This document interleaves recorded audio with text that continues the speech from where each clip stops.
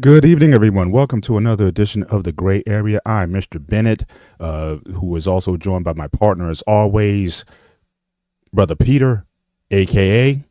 You there with me, sir? Where are you? He was here just a minute ago. But he's going to play this video, the sound. It's going to say, "This is Sparta."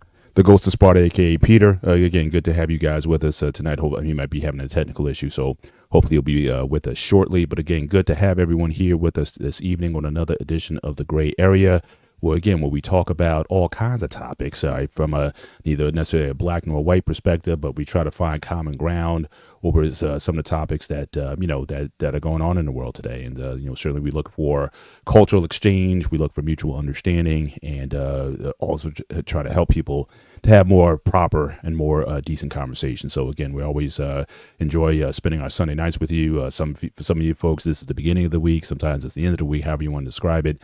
But we're so happy that you're with us this evening. And just want to give a shout out to the panel who's with us tonight. So again, first of all, Boss Man, thank you for everything that you do in the background. I know you get your hands full with a new baby and everything, but you're always supporting us. Yes, absolutely. Steelers 7-2, first in the North, a big win in Washington today. So again, very excited about that. Well, we have Melania in the chat tonight. We have Braxton, the Snakes Fiend.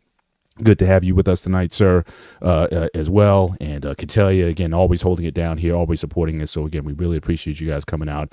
I think we're certainly in for an interesting discussion tonight.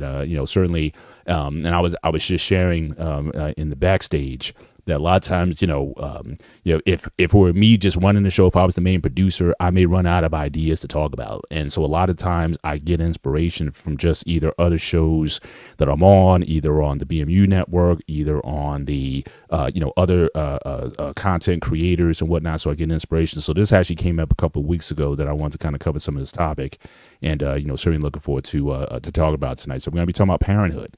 But again, just as you come in tonight, certainly we ask that you hit the like button when you come in, not only on certainly on the BMU space, but also go to the Sparta HQ network, hit the like button there as well. Show him some love, helps him with the algorithm as well, and certainly consider subscribing to either one of our networks, either BMU or the Sparta HQ network, and again share the content.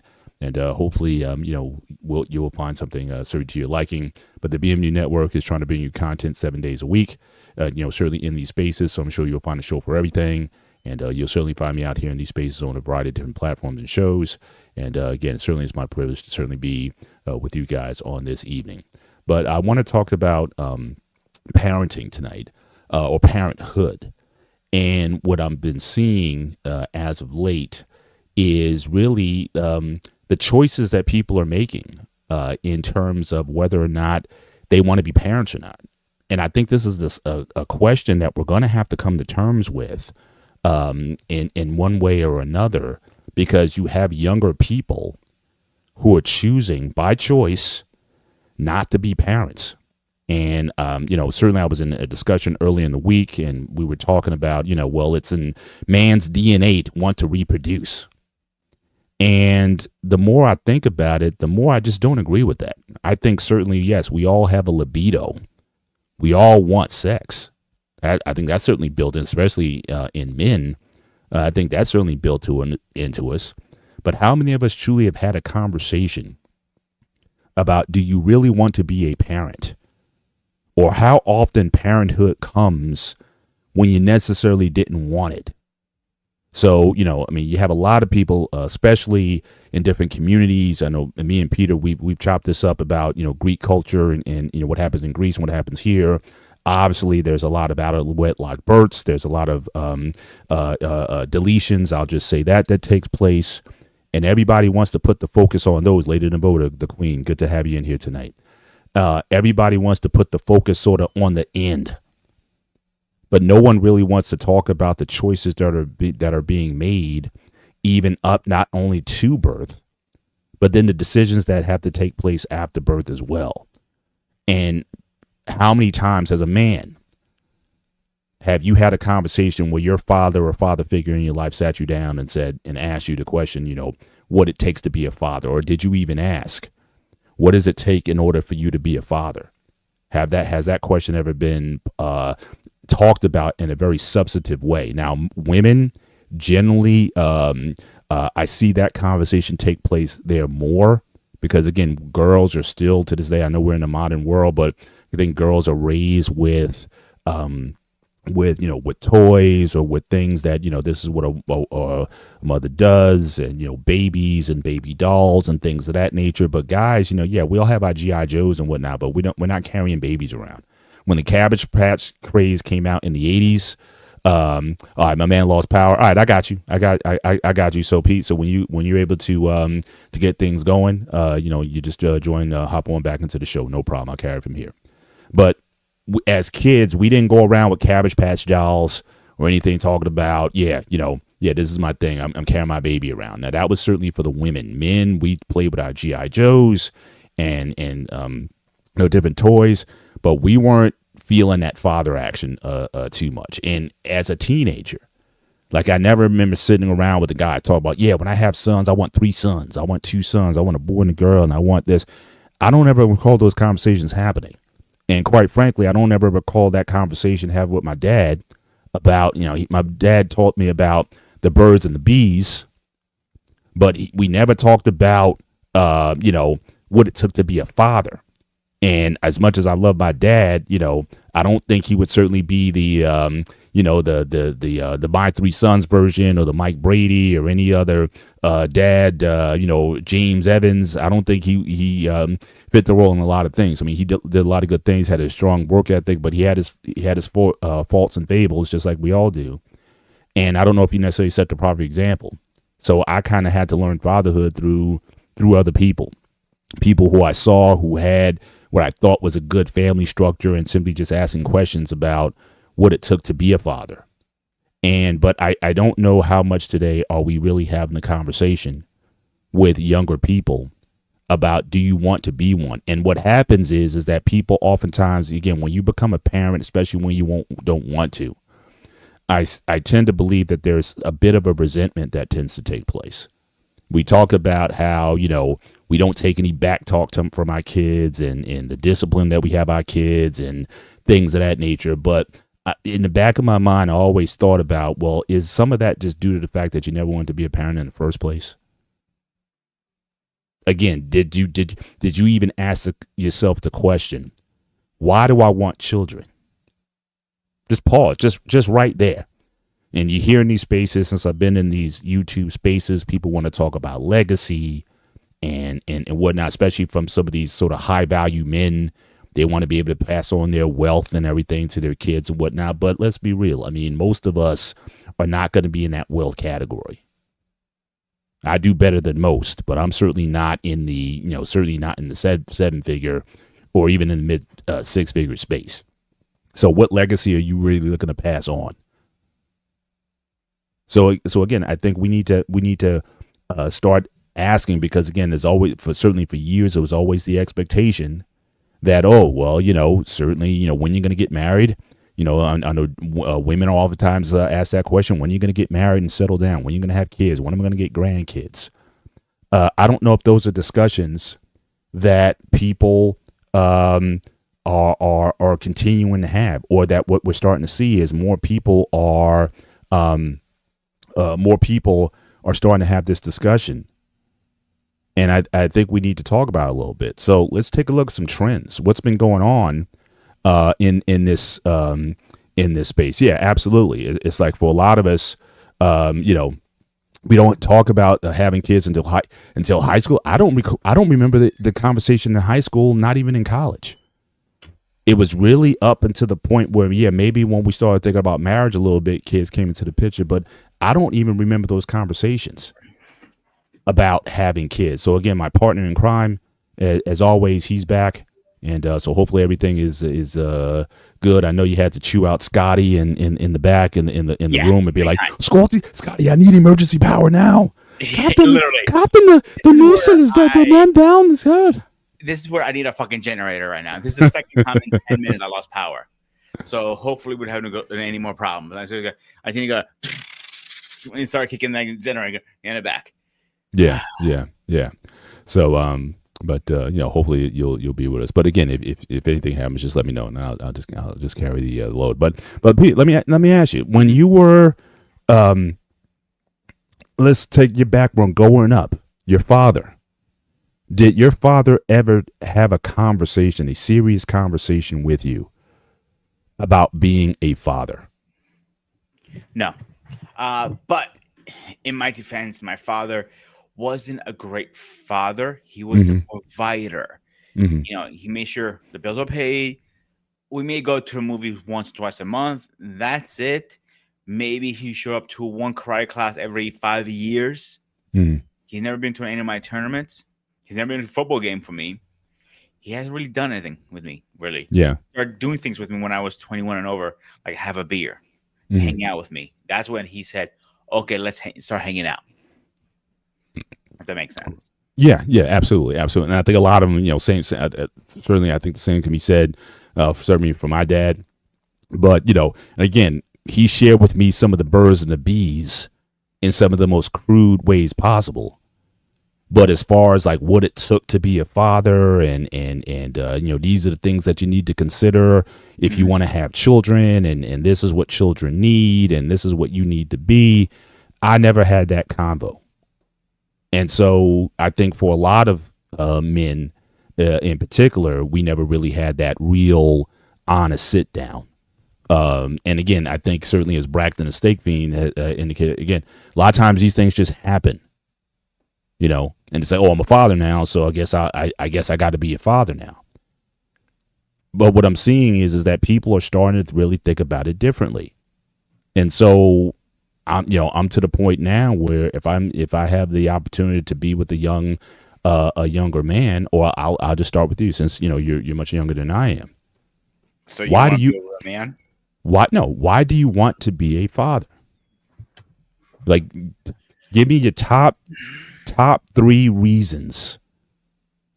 And even for those in the chat, if you guys if you're already parents, fine. But if you're not a parent yet, do you want to be one? And if you do, why? So my reasons are maybe weird or stupid or whatever you want to call them. Is Whatever it one, is, it's I yours. want to pass on my knowledge to him, my martial art training, everything I picked up over the years. 2, pass down the name, the riches. That's why I really want a boy. I don't mind a girl, but I want a boy to pass down the name, the riches to the next person and the next person, if that makes sense. Mm-hmm. Um, to be able to mentor somebody. And why not have a little ankle biter so you can bite some people's ankles?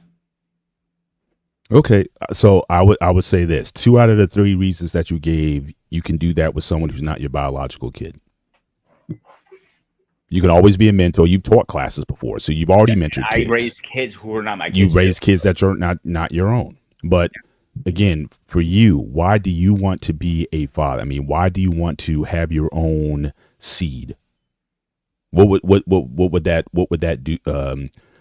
do for you? What is the drive there? Because like I said, you can marry into that situation. You can even adopt if you want to. Now again, I know it's not often, but they got big brother, little brother programs. There's all kinds of things you can do in order to be a father figure to someone. But as far as do you believe you have a biological urge? Now again, biological urge to be a father. We all got biology. We got that. I mean, look, my age, I still got it in droves. So that biology isn't turning off anytime soon. I got that.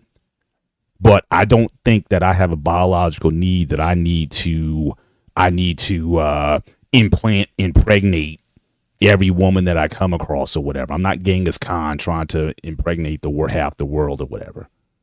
That's not, and I don't think that's really in people.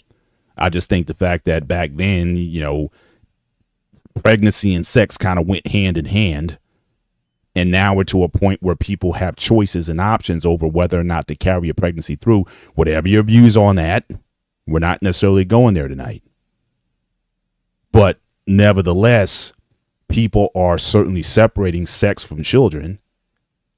And so, with that option, and because of that, that's why I don't buy the fact that, okay, well, it's just biological. I have to, propagate the world. I just don't believe that. So you had Lost Up. He says he wants to see a better version of myself and our family legacy. Now, again, that's a very well thought out answer. And Loss is certainly a brother. He's talked about the way he was raised, his relationship with his father, that family dynamic that he grew up with his brothers. And certainly I could certainly see from that experience that wanting to be replicated. And I'm not sure if he has other brothers who have children. Does he have do his brothers have children? And so what is, so again, so we got Braxton says, I want to have a kid, of course, to love, care, and raise them, being the best father I can to carry the family's name. Again, that's a good I think that's a good reason. I think that's well thought out. I just don't think that a lot of people are necessarily thinking about that. Right. And again, could that love be given to someone else? Does it have to be necessarily your biological, or could it be through someone else? I know Boss Man, he's married. His wife had children before, so he raises those kids in many ways as if they're like his own. So again, so there's a lot of different arrangements that people have. But I think, just as we say, marriage is something that should not be entered into lightly, as we like to say in the church. Neither should children. In fact, I would even dare say children, it should be the biggest decision that you make. Because again, when I got married, I was I was very direct with my wife about what the plan was. That we were going to be married without children for 3 years, because we met and courted. Our courtship was very short. We dated for 10 months. From first date to marriage was 10 months. I proposed to her after like 3. So this was an intentional, look, I am dating to marry. And so because of that long shortcut, we weren't going to cohabitate. We weren't going to do stuff. 3 years we need to be together. And then if that goes well, then we can talk about kids. But were we even of the mindset, or we were even ready for that? And I think that's just a conversation that I think a lot of people aren't having. Are you even ready? Are you even ready to be a parent to someone else? Because that's a totally different level. At least with your spouse, yes, it's unconditional love, it's all that kind of stuff. But again, in many ways, it is a partnership. I don't care, guys don't like that word in these spaces, but it is. I felt much more empowered to do a lot more with my wife. But when you have kids, that is 100% dependency on you for their livelihood, for their development, and everything else that goes with it. And so I'm saying a lot of people who are choosing to cohabitate or even choosing to marry, we're going to see that in some slides coming up. But the kids, that's not necessarily a guarantee. And so what I want to do is just to frame the discussion. As you guys know, I like to frame these discussions. So I like to bring up a series of slides that I put together before the show. So Boss Man, if you can put those up, we can kind of go through these and just look at what's happening. Let's look at some of these studies and these statistics in terms of where people are, what people are thinking and where the trend lines are going when it comes to having children. So if we can put that up, when you get a chance, I'll just go into it. Let's give them a minute to pull it up. But just to kind of summarize a little bit, yeah, people are opting out. And it's not necessarily because of money, although money is certainly a big factor. But a lot of people are saying, I don't want kids because I just don't want kids. And so, what are you going to do? Are you going to throw the Bible at them and you're going to say, look, be fruitful and multiply? Now, even then, if you want to use the Bible and multiply, we all had that time. Remember that times table grooming that we had in our composition books that had the times table 1 through 12. Mm-hmm. So that's how you learn how to, 1 times 2 is 2, 1 times 4 is 4, etc. Well, to multiply at a basic level, you have to have at least 2, right? Because 2 times 1 is 2. So if you're gonna do that, it's like it's not even having a child. Do you want children? plural. That's another discussion. So one, it's like, okay, yeah, I want a kid, but do you want children? Because again, grooming, you were an only child, correct? Correct. So do you think your life would have been impacted more if you had a sibling, a sibling that was relatively close in age? If you grew up with a brother or sister, how do you think your life would have been if you had that experience of growing up with a sibling? Oh, 100% different. Total difference. Because I got blamed for that shit I didn't do. It was a lot. It would be completely different. And like I would have, had somebody to grow up with, somebody to get in fights with, somebody to, whatever, everything. Like most brothers and sisters, I would have the bond, and I don't have that. I'm just, Hmm. everything depends Right. on me. I'm the bride person. Gotcha. Now, do you have an idea of how many children then, therefore, that you want to have? At least two. Now, what is at Maximum, least two? That's a very broad maximum statement. four, I would say. Okay, so 2 to 4 kids, and do you see that amongst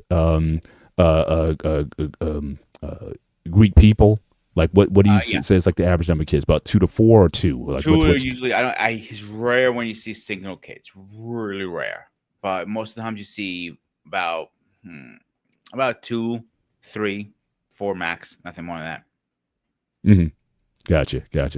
All right, so I got some figures here that I'll be sharing. So again, this is from Pew Research.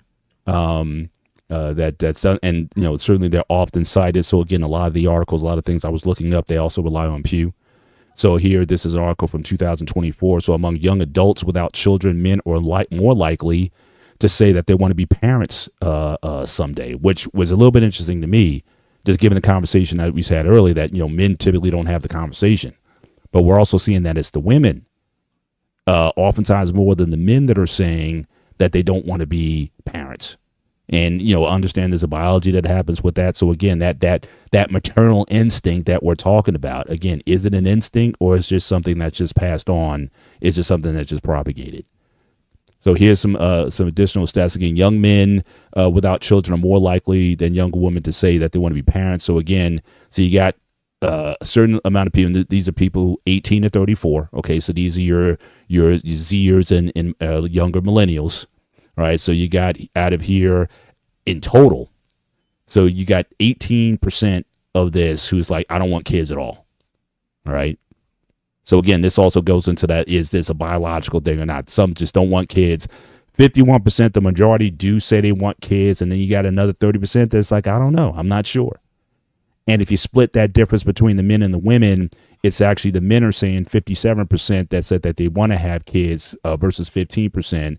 But for the women, 21% of the women saying that they do not want children. And you can say there's biological reasons for that. Obviously, they have to bear the burden of carrying the child to term, and the vulnerabilities and whatnot that happen with that, especially if the father's not around. So certainly there could be a lot of different reasons there. But again, this is what the metrics are showing. Got another bit of information here, again, also from Pew.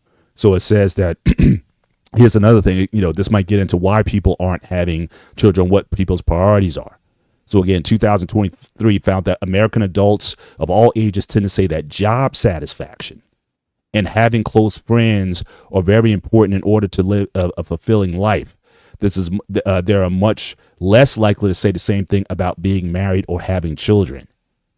So having friends and having a good job has replaced the importance of being married and having a family with a lot of people. Again, amongst adults 18 to 34, 20% said being married is extremely important to have to live a fulfilling life, and 22% say that having children is extremely important. But by comparison, 68% say the same thing about having a job or a career that they enjoy, and 62% say this is having close friends. There is no gender differences in young adults' views of getting married or having children. So again, I think that's pretty stark. So again, the idea of that is being married and having a children in terms of your life's priorities. A lot of people say it's not that important, but having a good job, being able to live independent, and having good friends And I think we're certainly seeing that with a lot of younger people. I don't see, as many younger people choosing marriage. They'll have sex, but marriage and family, that I think that trend line is starting to grow a little bit. It's another one from another article. So this is again from Pew Research, parenting. Talk about parenting today, why some people may not be choosing to be parents. Again, this article was printed in January of 2023. Some of the reasons that, again, a percentage of parents to say they are worried about each of the following happening to any of their children at some point. Again, we all know that parenting isn't easy. Even those who don't have parents, you were a kid once. So you understand the reasoning there, but these are some of the things that as a parent you have to be concerned with. And most parents, they worry about their children struggling with anxiety or depression. Now, again, I don't know if this would have been a statistic even 30, 40 years ago, but I think certainly today the issue of mental health certainly has risen in priority in just people across the board. And certainly with children, your child being bullied, being kidnapped or abducted, getting beaten up or attacked, having a drug or alcohol problem, getting shot, getting pregnant by someone as a teen, which is interesting. You almost think that would go with the struggling and anxiety and depression, but getting into trouble with police. So these are things that a lot of parents worry about, or potential parents would worry about when it comes to their kids, right? Getting a kid from 0 to 18, okay, is can be a daunting task, and these are some of the concerns that people are raising. And some people are saying, look, I don't necessarily want to deal with this, or the potential or the chance of it, especially if you come maybe from a background like that. I've heard young people say, look, I've struggled with depression and anxiety and whatnot. What if I have a kid and they struggle with the same things I'm dealing with? And do I want to deal with that or have them go through that? And some people are opting out. Here's another stat again. Percentage of parents saying what is important to them that their children do it as adults. So again, the number one priority for parents is one, for them to be financially independent or have careers or jobs that they enjoy, earn a college degree. But look at the bottom here, getting married and having their children. So these are parents, what parents want for their kids. Again, it used to be a thing back in the day where people say, well, look, when you getting married? You're 21 years old. You're 25 years old. You're not married yet. When are you getting married? When am I going to get some grandkids? But in the latest trends, parents aren't asking. Does your mom still ask you? When am I going to get some grandkids? Every fucking day. So before we move on, I want to throw something out there. Sure thing. Go ahead. So I actually not being a biological father or a person who raised kids, is I have very thought about, am I actually doing the right thing? Am I raising this kid correctly? Am I not fucking this kid up? All this stuff. And somebody made a comment to me once, and she told me a specific comment like, if you're doubting you're doing the right thing, that means you're doing the right thing. Like, really? Think about it. You think you fucking up, you're doing the right thing usually. So I only think I try the best just to guide them to the right direction. End of the day, they can go. It might be a straight line. They're going all of a sudden they take a left and they're involved with gangs and all this stuff. You only can grow so much. I know as a parent, it's probably going to suck seeing your kid go through that, but you got to do the best you can. Yeah, absolutely, and definitely, always. And again, there's no guidebook to this. There's no, rule book or whatever. How, every kid is different. How you going to go through that? It truly is an experience. You can even rely on the wisdom of others, but again, your kids are going to be your kids. Let's move on here a little bit. Okay, here's another one. Okay, so again, there's some ethnic differences here. So again, there are sharp differences in race and ethnicity when it comes to the importance that parents place on their children graduating from college. Obviously, certainly 70% of Asians say this is extremely important and very important to them, compared to 57% of Hispanics, 51% of blacks, and just 29% of whites. It's certainly in a nod, the adage that life that parenting is the hardest job in the world.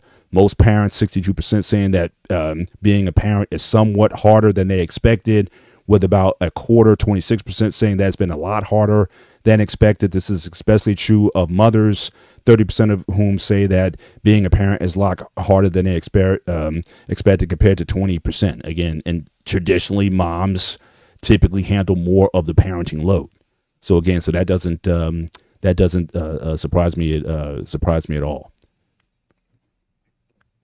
Another stat here. Okay, this is parenting. Do you enjoy being a parent? Right. So again, so for most people, they say, most of the time, about 80% find it rewarding, 82% finding it enjoyable, 41% find it tiring, 29% find it stressful. So generally, for those who choose to be parents, once you're kind of in it, there's generally speaking a level of reward and enjoyment from being parents. But at the same time, you acknowledge that, it's a tiring job, especially, for young moms. Again, my wife, she had 3 kids in 4 years. And so, my wife was, so for a while, I didn't have my wife for a while. So it was like, so I had to do more, certainly of the parenting load, just to kind of give her a break.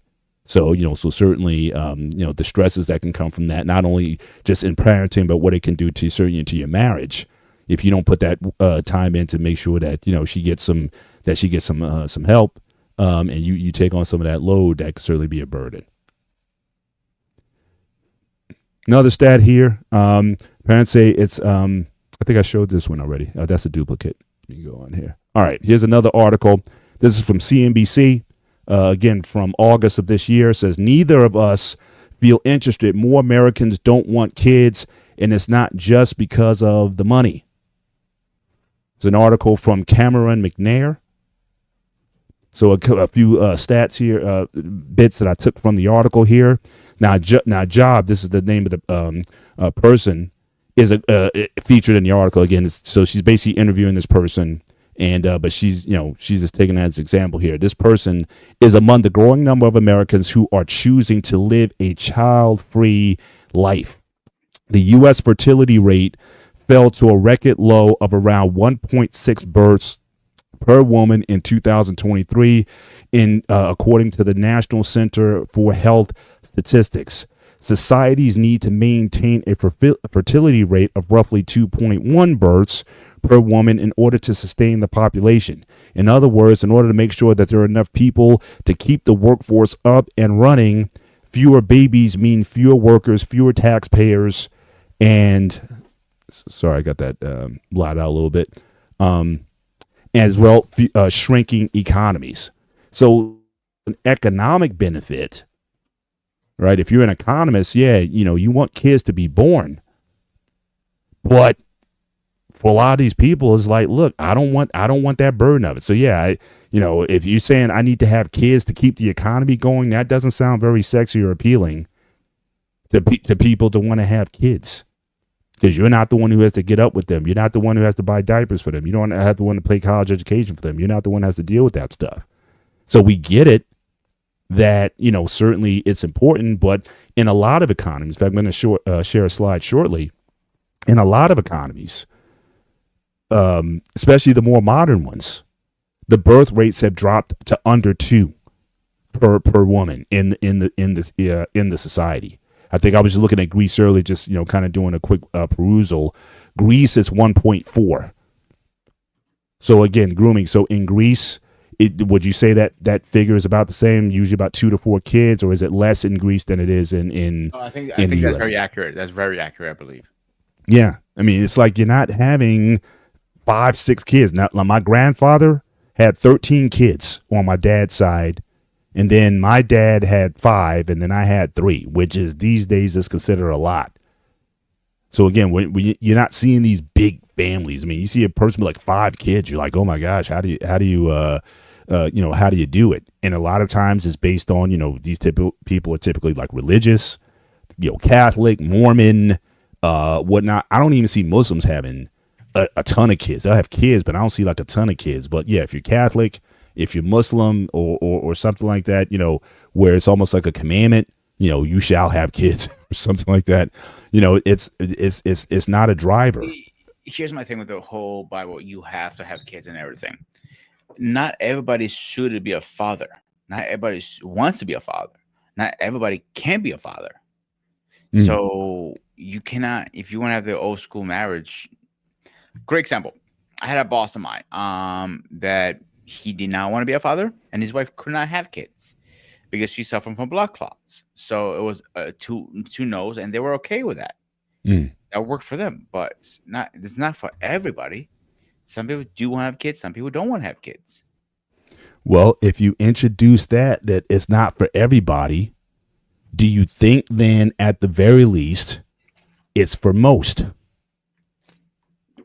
Or is it totally is it in your mind, is it totally optional? Or do you kind of buy into the belief that, look, for society to continue, everyone should have at least 2 kids? Because that's what the statistics are telling us.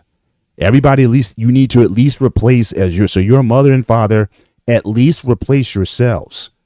Now, I had 3, so I gave a little extra. Okay, had I got the boy girl split, I might have stopped at 2 myself.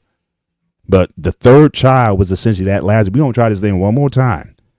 If we don't get this son, I'm getting snipped, and the baby making is over. There was going to be no accidents. And it was not going to be any, I'll take care of that for you. Something like that. Yeah, at least that's what the guy has down there. Okay, so I do understand where you're coming from. Get a whole snippy thingy or tweak. What do we want to call it? Vasectomy. Yeah, I was trying to be funny. They don't work out too well. But now we're having 1 child per person. Listen, I think the world is so overpopulated at this point. I don't think we need to worry about everybody needing to have a kid. I think what country I heard they're trying to pass a law. I think it's China. I'm not sure. You need a permit. They're trying to pass a law. You going to need a permit to have a kid. Well, actually, I think that goes back years. That was decades ago. They're actually trying to undo that now because. China, right? Yeah, because China now they're starting to feel the impact of that decision. They had a 1-child policy, and now they're running into potential economic hardship later on because you're not producing enough young people to replace the older people or support them. I mean, that's what they say in this country now. Why Social Security is going to run out is because, again, you don't have enough Gen Xers and Zers and those folks who are coming behind them to pay for those baby boomers who had all those kids after World War II. So again, yeah. To that, with China really fast. I know for a fact when I spoke to my instructor, he's half Chinese and half Japanese. He's Chinese part of it because he goes there every so often and he has family and so on. The ratio is, I think it's like 10 men versus to 1 woman. Or 10 women to 1 man. I'm not sure. The ratio is not even. That's one is higher than the other right now. Yeah. And that's the other issue they're having. Like to multiply. Oh yeah, they're trying to export them in. They're trying to look, we need women. Go wherever you got to go and bring women to China. So they're not, so any xenophobia that they may have had in the past, that's got to go. I don't care. Get some black women. Get white. I don't care what it is. Mm-hmm. We need women to come to China and make these babies. But again, that is the casualty, if you will, of that decision. When people don't have kids, you're going to pay a price down the line. But again, people are choosing not to have children. And again, so like I said earlier, some of it's money. Just go through here. I think I have a slide for that. Okay, just a couple other things here. This here kind of got me a little bit because I know certainly in this political season, again, not trying to get too far into this, I've always felt that it was a bit of wrong priorities when we talk about children. I know people have very strong passions about deletions. I do as well. I'm not in favor of it.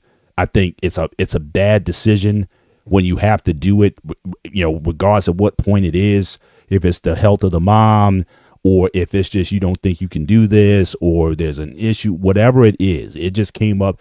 It's just a bad thing But that having said, there's so much talk about family values in this country. But then we have to look at, again, what are the statistics? If this is so important to people, then why do we have this? So it says raising a child in the U.S. is particularly pricey, and families can't count on much help from the government. America's welfare system is pretty generous for the elderly, but relatively stingy for kids. Compare the United States to almost 40 other countries in the OECD. Only Turkey spends less per child as a percentage of their GDP, the NPR podcast Planetary Money recently reported. The U.S. is famously the only wealthy nation that does not mandate any paid paternal leave. Here, only about 1/4 of American workers, regardless of gender, have access to it, according to Planet Money. So again, we don't even foster an environment in this country with little. Yeah, so it's like, yeah, have your kid, but don't ask us to help you raise the kid. So I'm just wondering here if this is so important to this economy. So we're already beyond the 8 ball. We're at 1.6. If we need to get it up to 2.1, you would think there would be an economic incentive, a legislative incentive to make it easier for people to have kids, child tax credits and other things to help burgeoning families to raise a child. But it seems like the focus in recent years has only been literally the life of the child. But what about the support after? If you want so bad for this baby to be born, then where's the support going to come from? And compared to other nations, we're way behind on that. So then the answer is, okay, well, don't get pregnant at all. Fine. But then that doesn't solve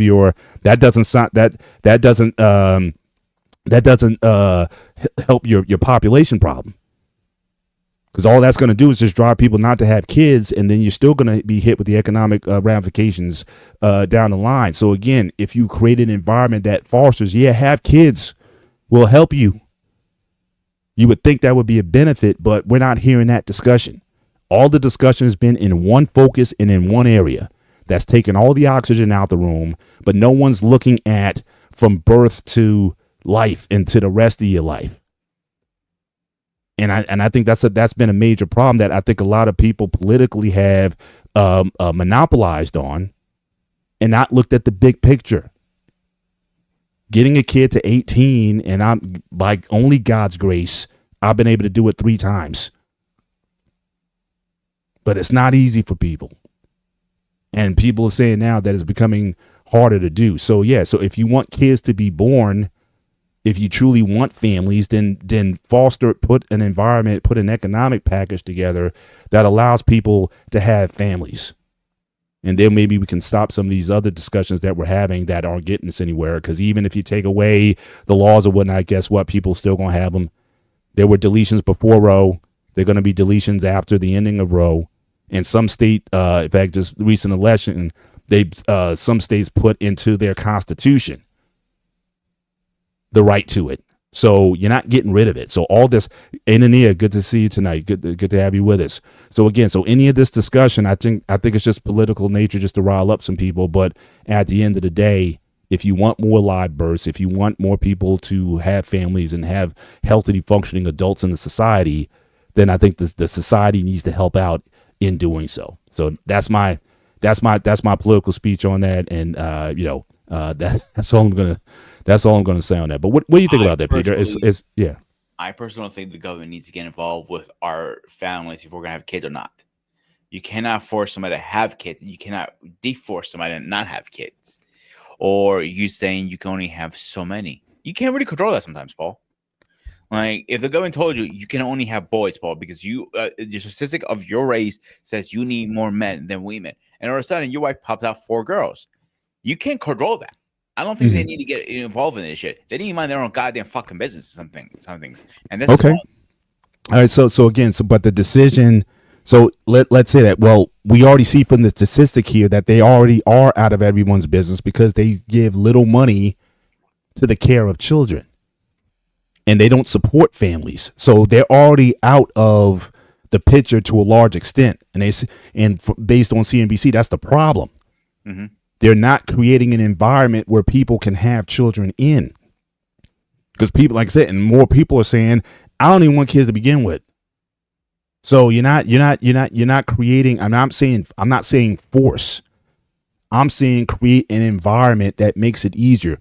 The baby boom happened in this country is because when those soldiers came back, 7 million soldiers came back from World War II. When they came back, there were several programs that were put in place that enabled the baby boom generation to happen. The first one was FHA. It allowed you to buy a home. If you were a GI coming back, gave you low interest loans so you could buy a home. Second, they had job training for you when you got back. Those war factories became the labor factories. We can go in there and get a job. So you had a job. You can buy a home, and they also came out with the GI Bill that allowed you to go back to school if you want to learn a trade or a skill set to again increase your economic possibilities. That is what created the baby boom. It wasn't just a bunch of horny GIs that just came back and just wanted to have sex. No, there was an environment that was created that for people to have families, have a job, get an education, buy a house. That's what created the baby boom. So I'm saying if what they're saying is we need another baby boom, well, then the government then needs to get behind it, just like it did for those 7 million soldiers that came back from war. Again, a stimulus to jumpstart people having families. So I'm not saying to force people saying, yeah, you got to have kids. I'm not saying we're not trying to have the Handmaid's Tale here. That's not what I'm talking about. But at least put something in. It's like, look, I would like to start a family, but I don't know if I can afford it or not. Can we do something that would help this situation? But you can't complain about the economy going down and people saying they're not have kids. But then you say, well, you know, how else are you going to motivate and incentivize them then if the government doesn't get involved? So I understand as far as you're concerned, as far as telling you what you can and cannot do as a parent. But issue. At the very least, to say be a parent, I think that's something that could possibly help us with. Here's my issue of what you're saying. And here's why I'm going to push back so hard. Sure. A lot of people use the system for their advantage. I remember people were collecting disability because they had depression or anxiety. And in reality, they didn't have nothing. They're just milking the system. And they told me, I don't have depression. I don't have anxiety. I just milking the fucking system. I don't want to fucking work. I'm a lazy fat fuck. I can see people milking the system, just popping kids out just to get the extra cash going. Mm-hmm. Yeah, I can see people doing that, to be honest with you, Paul. Right. So again, so how then? All right, so if you don't like the incentive because of abuse, and again, it happens in everything. They said the welfare system was abused, but the problem with the welfare system, in my view, is that it kicked the father out. That's the problem. Absolutely. So again, what if you had a system in place that it actually incentivized the father to stay? I like the idea, but here's the catch-22. You might have to consider how many men are abusive, how many men are alcoholics. And they can't stay in the same house with their woman, and they have to be. Is that do you think that's the majority of men? No, absolutely not. Okay, so 1%. Would the juice be worth the squeeze then? Especially if what they're telling us from these statistics is that this is becoming of a national concern, and I truly believe that's why a lot of what's driving the politics is this reduction in natural born population, especially in white communities, because again, it's in these white communities where they're having the fewest kids. White women are certainly, they're still the majority of the women in this country. They're choosing not to have kids for whatever reason. Call it feminism, whatever you want to call it. So how are you going to jumpstart it for people to be having kids? And I definitely want a situation where kids are being born into a situation where they're going to be a problem later. A kid born into poverty. Yeah, every once in a while you hear the Horatio Alger story. Yeah, I was born poor, whatever. I was born in the hood and I became the president, whatever. That's like a 1 in a million chance. More times than not, if you're born into poverty, you're going to be poor. Is that what we want? I want to say no. Right. So again, that's what I'm saying. A stimulus to create an environment that is in fact pro-family, that will help you to have a family. I think that kind of economic engine would certainly help this situation greatly. But what's the current situation is, again, people are opting out. Here's another one. U.S. Parenthood has gotten even more expensive in the last couple decades. Daycare and preschool spiked about 263% between 1991 and 2024, according to a KPMG analysis of the Bureau of Labor Statistics data.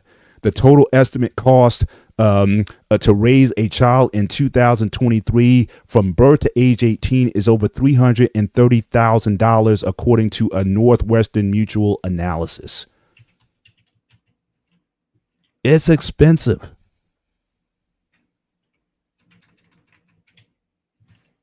It's too expensive, I think. Well, yeah. So again, so we have to, so again, how are we going to help, how are we going to help people do this? But even then, in the next slide here, we're saying it's not even the reason for everybody. So again, here's another slide again, also from Pew. Says percentage of non-parents from 18 to 49 saying they are to have children someday. So again, it's sliding. So in 2018, 32% of people 18 to 49 unmarried non-parents said they were going to have very likely to have kids. It's dipped down to 26% in 2021, from 16% not likely, not too likely, to 21% not too likely, and not likely at all, again, has jumped up from 21 to 23%. Percentage of parents 18 to 49 saying they are likely to have children someday. Again, the numbers are dropping. Okay, not likely at all went from 51 to 54%. Very likely dropped from 12 to 11%. So again, this is a trend. This seems to be growing, where people. I know people who are pet parents. And that becomes their kids. It's like, look, why get a kid? We'll just get a second or third dog. I'm starting to see a lot more of that now, that I'm seeing 2 or 3 kids having kids with strollers. I saw a family that works near my job. It's like they got one in the stroller, one walking, one toddler, and one in the belly. But that's rare. I don't see that a whole lot. You see that more with Latinos than anything. Yeah. But then also with the Latinos, what you also see is you see grandma and that whole, extended family structure also.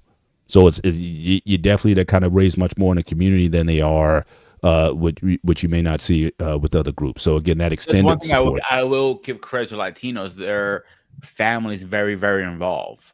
Yeah. Like if they say their sister's not working or their mother's not working, somebody's not working, they would stop being like, yo, I got this, homeboy.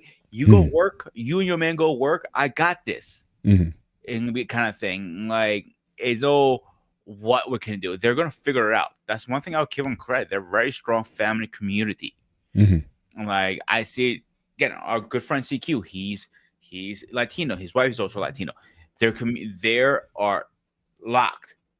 Like, when they need somebody, I'm like, you don't get one person, you get a goddamn fucking mini army coming in. Yeah. Like, how many brothers do you guys have? We say it takes a village, right? So in them, they actually carry it out to the extent, to the fullest. But this trend here, like I said, it's not just about the money. It's like, again, people don't want to have kids. 56% of those who don't have kids are basically saying that they just don't want them. 43% for another reason. Among those who said they're open to having kids, or they said but they can't, says medical reasons 19%, financial reasons 17%, no partner, age, state of the world, climate, the environment, or the partner doesn't want to have kids. But that's, like I said, it's people are opting out. And what might have been like you looked at someone funny in my generation and generations prior, If you said, "Oh, I want to have kids," like, what's wrong with you? What are you? You know, you're a part of the LGBTQ or something. What's wrong? What's the matter with you? But now it's not so strange for people to say, look, I don't want this option. And definitely, like I said, not multiple. Like I said, like, you know, like a lot of girls I used to date back in the day, it's like, oh, I'll have one.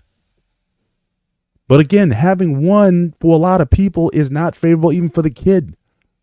You talked about yourself, again, how much different your life would have been possibly for the brother if you grew up with a sibling. So it's almost like having one child in some aspects can be looked at as selfish. Yeah, good example. I use CQ again for a good example. I know he said to me a couple of times, like, listen, if I have another kid, great. If I don't, that's okay too. He has How many kids does he have? He has one right now. Just the one. Okay. Yeah, but he says if I don't have a kid at a certain time, me and my wife talked about it, we're okay with it.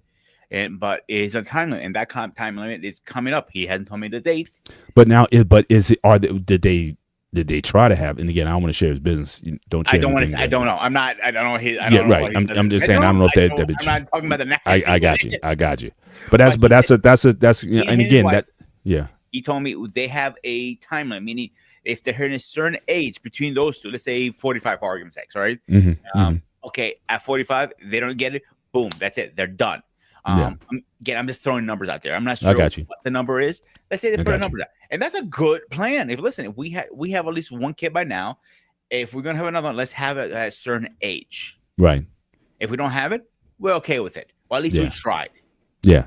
For sure. And those are and I think those are real. And I think those questions need to be asked during your courtship. And I was very, like I said, I was very clear. Like when I did decide, because like I said, we're going to be married for 3 years.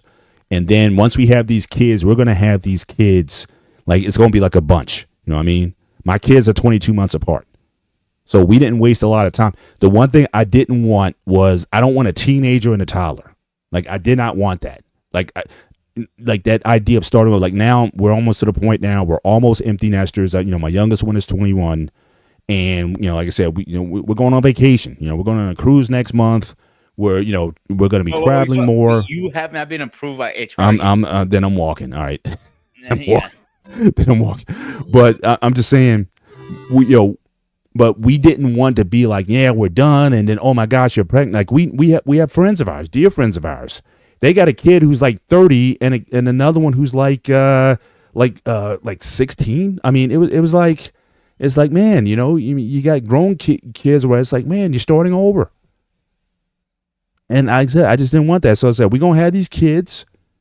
And when I knew my second one was going to be a girl, we were already planning for the third kid. It was like, first of all, again, do we want another one? Are we going to try this one more time? Yeah. All right. We're locked in. Yes. We going to do this. And it basically a few months later, not after, so long after my third daughter was born, I already made the appointment. I said, look, I'm getting snipped. And again, the baby making is over. And so I was very intentional about that. And again, some religious people saying, oh, you mutilate yourself or whatever. But look, my fundamental belief, fundamental above almost everything, is that children should be wanted. I think the worst thing in the world is when you have children that are not wanted. And so I had my quiver full, and I was done. I wasn't going to be like that reality show, 8 kids and counting, 20 kids and counting, 30 kids and counting. Braxton talked about this dude had 34 kids, this Filipino guy. No, that wasn't going to be my story. And so, and then again, sometimes that criticism comes from people who don't have kids at all. So I never listened to that. But there's a growing number of people saying, I don't want them. King, great example. A good friend of King. Mm-hmm. He has mentioned something like he has one, he snipped, and he does. I'm not having any more. And I always break his balls. He's gonna reverse and all that stuff, whatever. But he has openly said this on his channel, King and Me, says he does not want any more kids. And his girlfriend, who does have 0 kids, she goes, I'm cool with that. Yeah. That's right. So that's 2 people right there who are just opting out. She never had any. At least he has the one experience with it. But no. So just be fruitful and multiply, forget going there.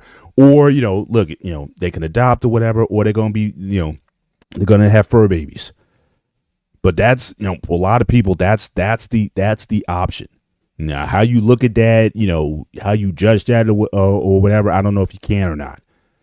But I think people are definitely, choosing that option. This is the last thing I want to show, just again, a kind of a global perspective a chart here. Again, this is AAA stateofplay.com. Ones have the most kids. So this is just a little map here.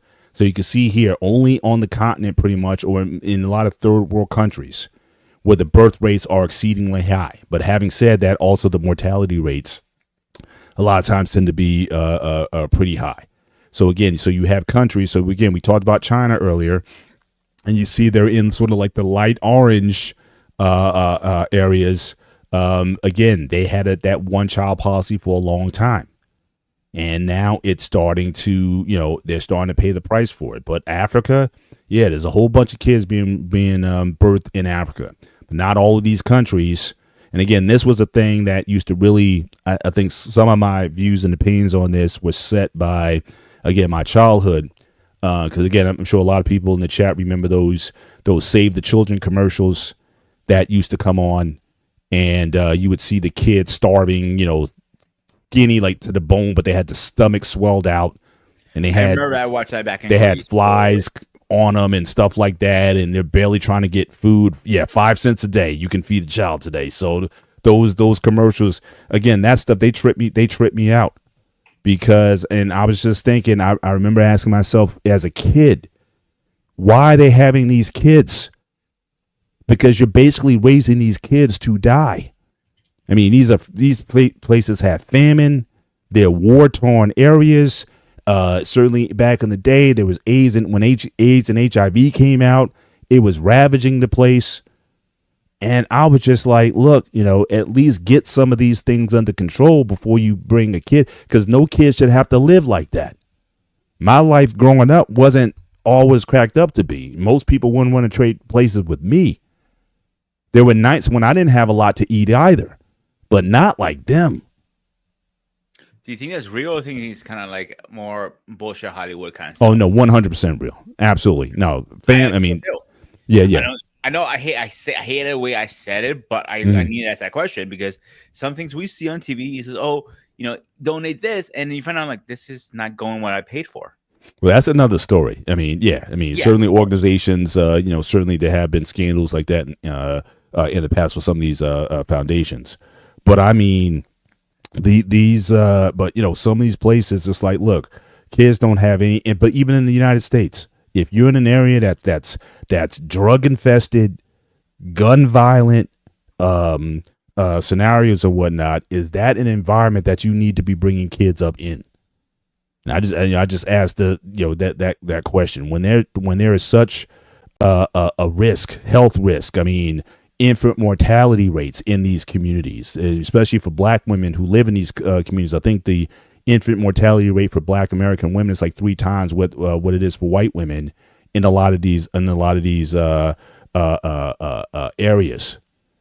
So again, I've always been of one to say, I think you need to be just as you're intentional. Everyone talked about intentional, about picking the woman that you get with and vetting and all that. You need to be equally as intentional about whether or not you want to have children. And if you don't want to have children, then don't carry anybody along either. Because you could be like, yeah, I want the girl, I want the panties, but you had no intention of trying to father or be a father, even if she has a kid, to be a father, to be a parent to that kid that you impregnated her with. And that's a punk move to me. So I'm like, look, if that's your thing, be honest with that, and if that's how y'all want to roll, then fine, that's how y'all want to roll.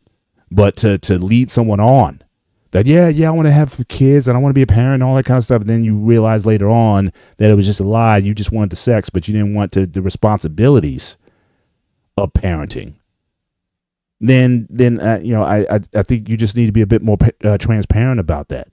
And so I and you have these men who, again, I did a show recently on this, who don't want to wrap the shit up, don't put a condom on, or birth control, whatever the case is, whatever prevention to do. They don't want to be a father at all. Or all of a sudden they, pregnated this woman, and all of a sudden now they're a father, and they don't want to be a father, and they don't know how to be a father.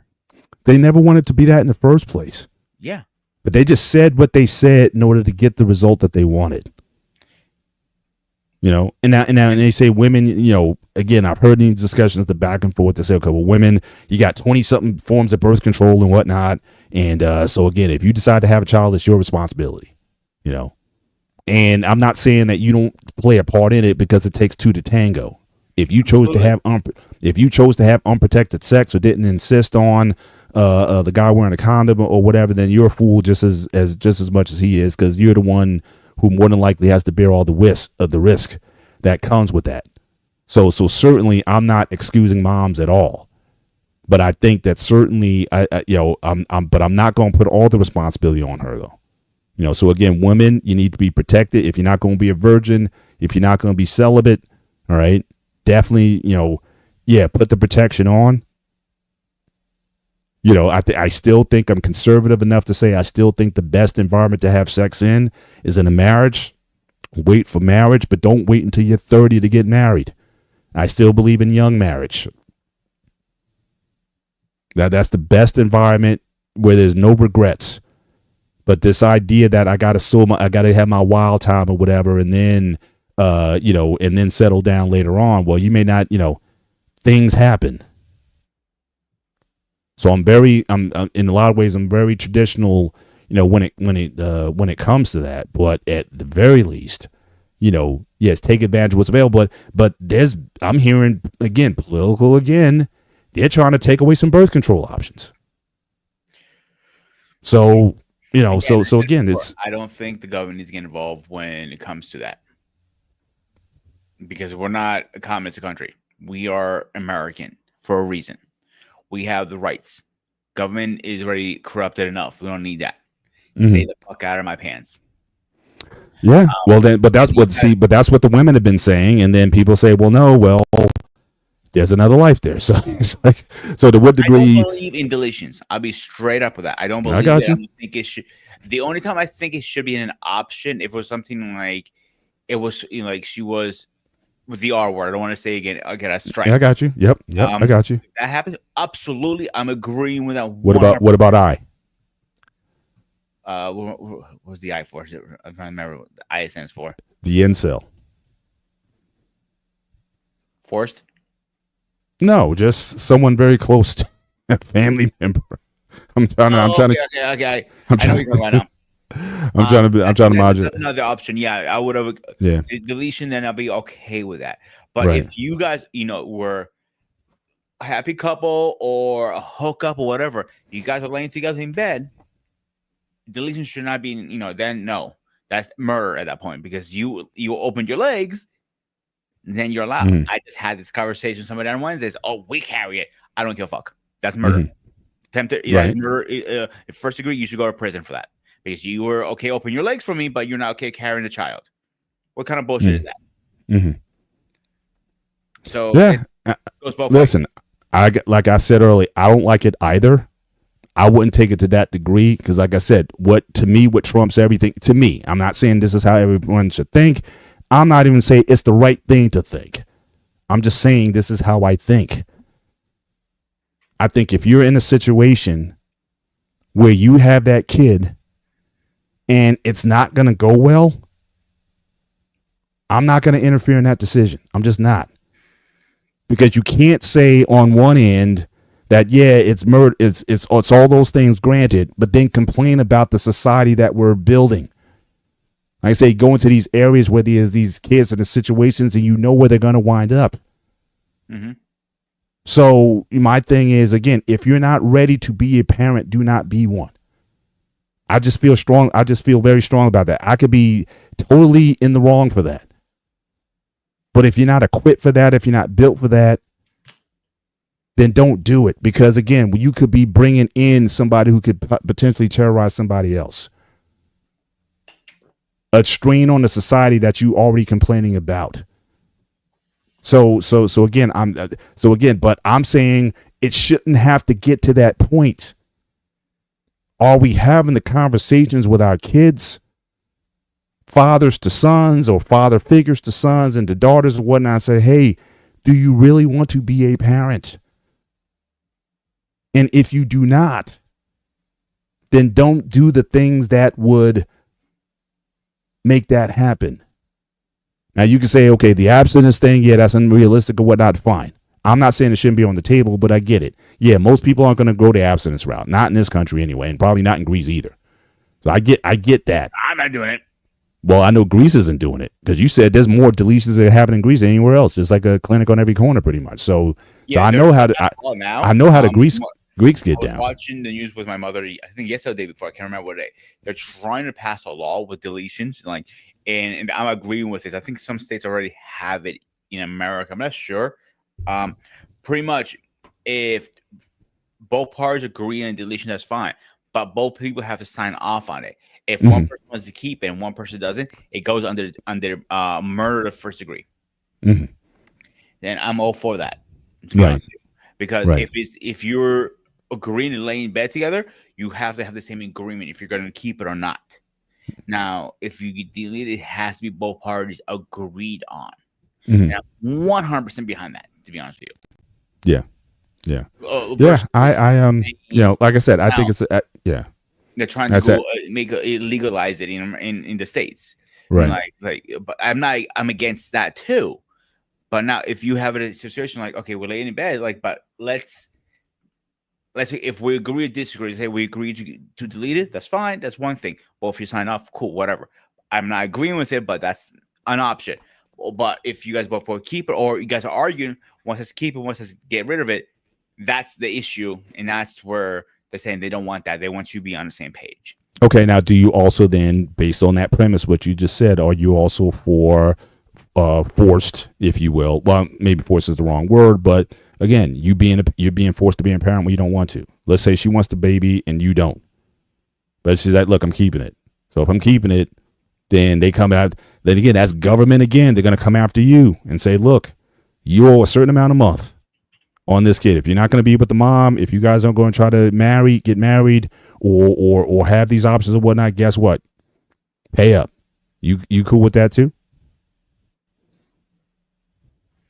Because that's essentially what you're saying. You're saying, they both have to be on board, but what if it's in her, if the scale is tipped in her favor, then again, and how many men have we seen in this space complain about the paternal system and the court system and how to get screwed in court, and the woman drags me back in the court, I'm paying a bunch of money already, she drags me back in court again and all that.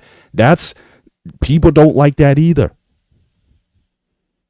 Yeah, that's why I'm trying to think how I'm going to actually put this in words correctly. I don't want the government involved, obviously. But in this situation, it's kind of like a lose-lose situation to have that conversation with somebody.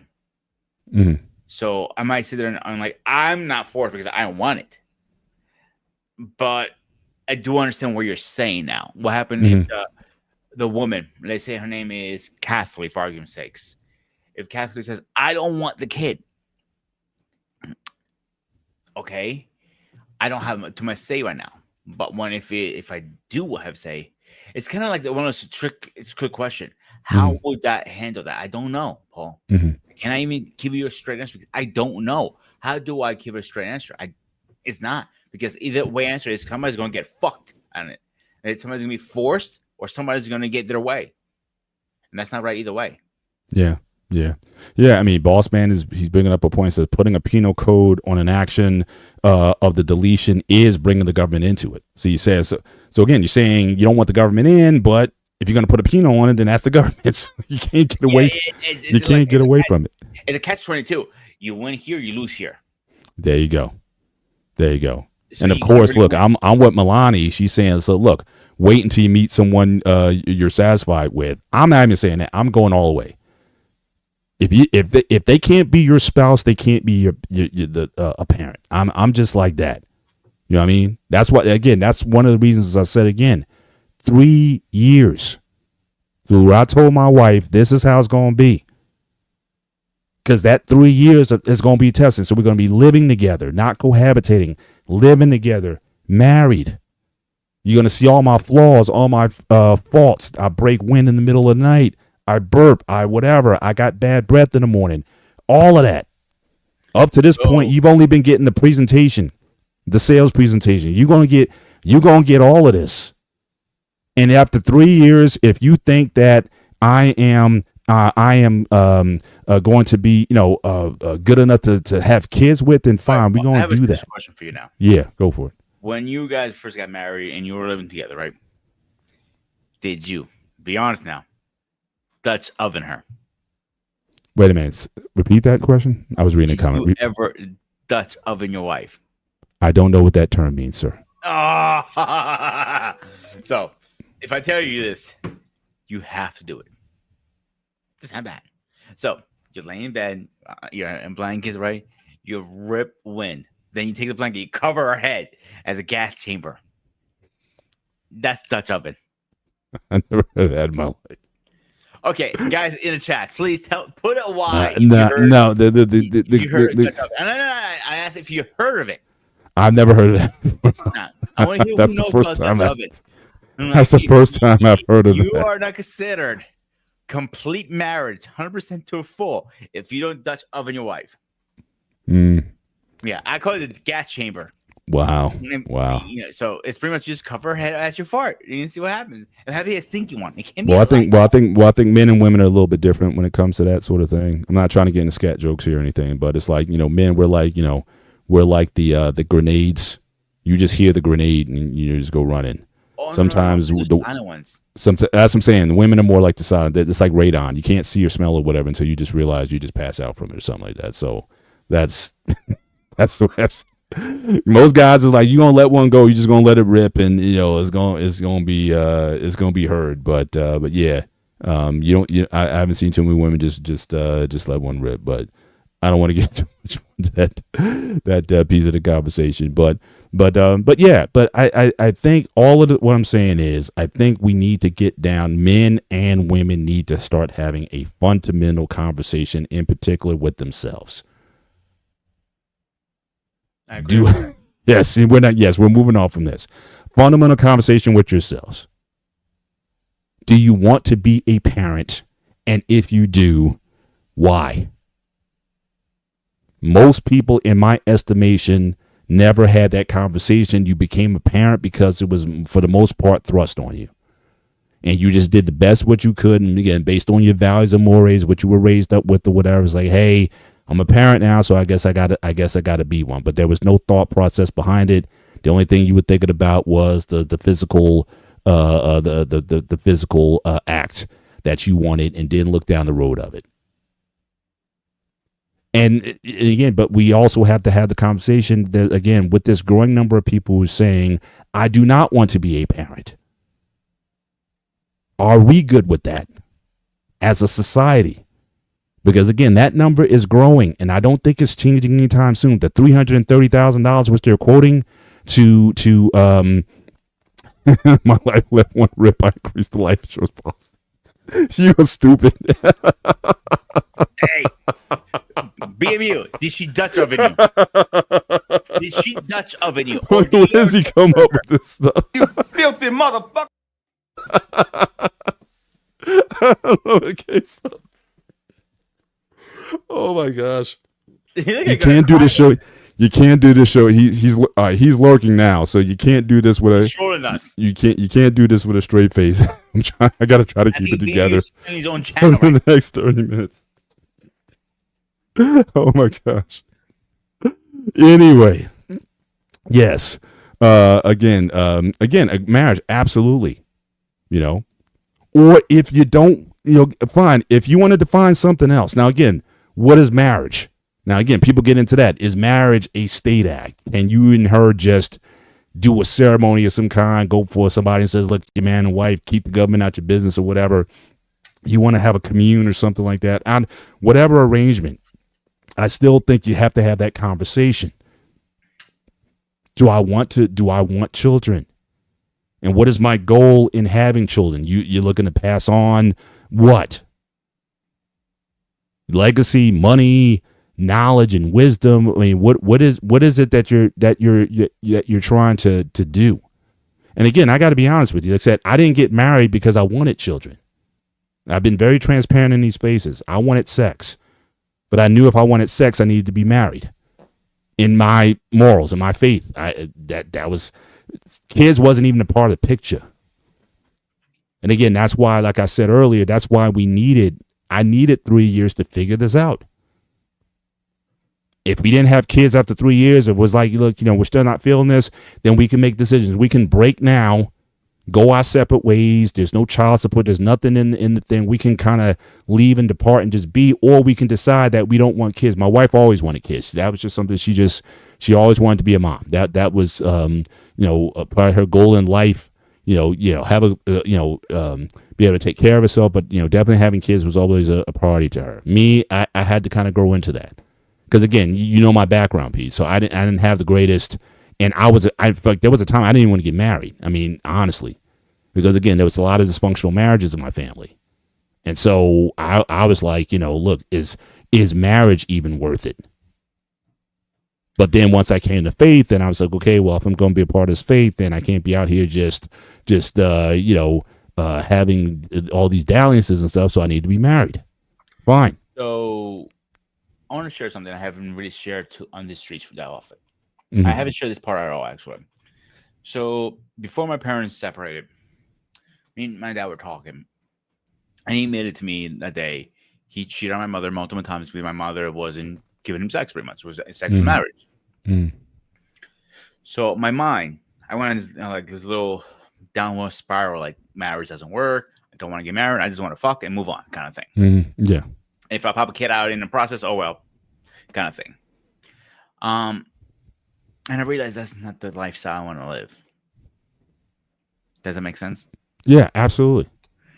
So I went through that cycle. I went through that marathon in my head. I'm like thinking, like, if this didn't work for my parents, why would this work for me? Yeah, 100%. Yeah. So I was there. That's literally what I was saying. Yeah. I've been in, like I said, I've seen my siblings' marriages, like fist fights. Like I've seen like stuff like, bad interactions. So yeah, so absolutely. And certainly when I got to like my late teens and early 20s, nah, man, you couldn't talk to me about that. I wasn't even on that wavelength at that particular time. And but again, for me, it was about, again, my association. I got around some people who seemed to, at least on paper, at least from what I was able to see. Now, again, I'm not in their bedrooms and I'm not in their situations, what's really going on, but at least the image that they gave was something that was like, hey, you know what, this can work. If I can find somebody who can vibe with the values that they're talking about, I think this can work. And then when it became a faith thing with me, then it was like, well, okay, I need someone who's gonna, certainly be of that persuasion as well. But I just need to see some models, and that definitely changed my perspective. But like I said, but kids, that came later. Because I know there was one time, I think we might have been married maybe like a year and a half or something. And my wife was like, well, can we get to the kids now? We're kind of in a good place or whatever. I said, no, the deal was 3 years. So we're going to do this 3 years, and then we can look to start the family. And I was pretty much a stickler on that, but she wanted to kind of, jump and say, hey, things are good. Hey, why wait? But I still wanted to flesh some things out. So again, I had to grow to that, to the point where I wanted to be a parent. And I knew also what kind of parent I wanted to be, because I knew that my value as a parent would come later, not when they were young. So when they were young, I didn't do a lot of stuff as far as, playing with them, tea sets and. So you didn't do makeup with them? No, none of that stuff. It was just, my wife, she did a lot of that stuff with them, and it was the dance recitals, and it was the, the play dates, and the, just all the things that, little girls do. We kept them very active. They were always in dance or something like that, but it really wasn't until they became teenagers is when I really got involved as a parent. And somehow I knew that pretty early on, even before I had kids. But as I started thinking about kids, because I already had a way of, I knew I could, communicate with teenage. I did a lot of teen stuff, like, working with teens, either training them. I did a lot of teen ministry stuff with kids and college age students and whatnot. So I already kind of knew I had a way to connect, because in a lot of ways, and this probably comes from my fandom, so again, I hang out show and whatnot. I kind of was a bit of a nerdy guy. So again, I was still into like a lot of, the cool stuff, Star Wars and Star Trek and whatnot. I was kind of a big kid at heart still. And so I could still relate in a lot of ways to the teenager. And so I did a lot with teens back then. And so I knew before I even had kids that this is going to be my niche. When they became teenagers, when they started asking questions, because I questioned a lot, especially when it came to faith issues and whatnot, I had a lot of questions. So I knew that time when they start asking why and start to kind of rebel a little bit, I knew that would be like the sweet spot for me. And even now, like my girls, they're young adults or whatnot, but I have the best conversations with them. It's not so much telling them what to do. It's more so about sharing perspective on how they need to operate in the world. Just giving them some insight, but I recognize that they got to make the decisions out there. So more so, I feel I'm more like a coach or like a mentor now, more so than a parent. But I didn't think that I had to do a lot of parental stuff with them, do your homework or do whatever. They were kind of already on most of that. So I didn't have to go in and be so on them about everything. And so they were raised, I think, with a lot of independence to make choices. I just made sure that they made wise choices. But I didn't necessarily try to tell them what to think. But I just tried to give them a floor foundation from which to operate from, a route. But I let them kind of go as their interests and as their skills and abilities as they went. But I'm not one of those lording over them. You got to do this, you got to do that or whatever. But, and a lot of times when they make mistakes and whatnot, I'm still like, okay, you got to let, now my wife, she'll be on them. And a lot of times I got to tell my wife, it's like, look, you need to back it up. I remember me and you having this conversation in the car. Yeah, you got to get off them. You can talk until they're blue in the face, but you make your point and then you back off of it. And then they're gonna find out. They're gonna figure it out. They're gonna fall in and say, "Oh, you know what? Mom and Dad was right or whatever." And this and that. We tried to tell them whatnot, but they're gonna come to that one way or another. You just then be there to pick them up and help build them back after they make the mistake. But sometimes you got to let them make it. So again, I knew that before I became a parent, that would be my role. I'm not there to necessarily protect them, although I did do obviously protection. But my role was going to be more so of the preparer. So again, I saw a show. Again, this is before I became a parent. This is like 30 years ago.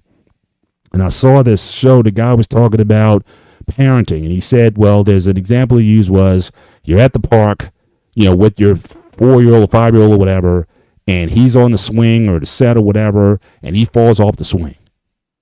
Mm-hmm. Now the mom is like, it's like, oh, Johnny, you scrape your knee, here, come here, let me hug you, let me do what nurse on you and love on yourself and kiss you and make you feel better and all that kind of stuff. The father's like, hey, get back on the swing. Hey, shake it off, get back on the swing. Now who's right?